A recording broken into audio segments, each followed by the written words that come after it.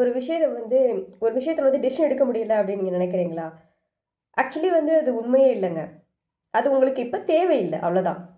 எனக்கு இப்பவே என் லைஃப்ல இந்த மாற்றம் நடந்தாகணும். இத நான் மாத்தியே ஆகணும். அப்படின்ற அந்த எமோஷன் உங்களுக்குள்ள இன்னும் ஸ்ட்ராங்கா ஃபிக்ஸ் ஆகல. அத தாண்டி உங்களுக்கு வேற ஏதோ ஒரு டைவர்ஷன் இருக்கு.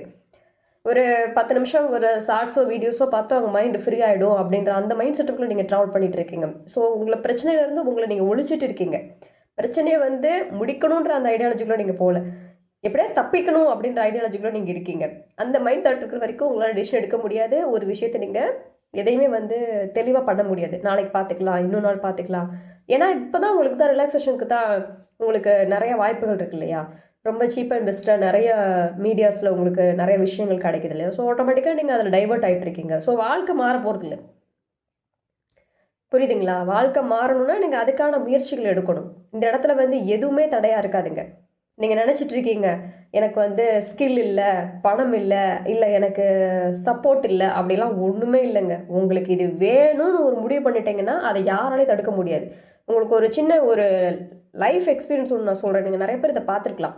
ஒரு குழந்தை வந்து ஒரு அம்மா வந்து நடந்து கூட்டிட்டு போயிட்டுருக்காங்க.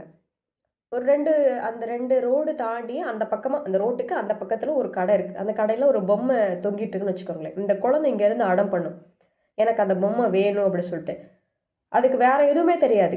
அதுக்கு என்ன என்ன அது அம்மாட்ட பணம் இருக்கா? அந்த ரோட கிராஸ் பண்ணி போக முடியுமா? இது இப்ப வேணுமா? அப்புறம் வேணுமா? இதெல்லாம் அதுக்கு எதுவும் தெரியாது. எனக்கு தேவை அந்த பொம்மை. அந்த பொம்மை வந்து அந்த குழந்தை கைக்கு வந்துரும். ஸோ ப்ராசஸ் இவ்வளோதான்.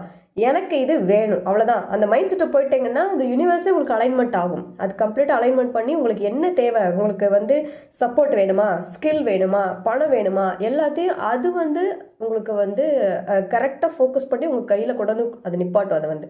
அதுக்கான வாய்ப்புகள உங்க கண்ணு முன்னாடி காமிக்கும். ஆனா, அது வந்து வேணும். எனக்கு கண்டிப்பா என் வாழ்க்கைய மாத்திக்கணும். எனக்கு இது இம்பார்ட்டன்ட். இது இருந்தா தான் என்னோட அடுத்த கட்டம் மூவ் ஆகுன்ற அந்த மைண்ட் செட்டப் உங்களுக்கு முதல்ல இருந்தா தான் அது வேலை செய்யும்.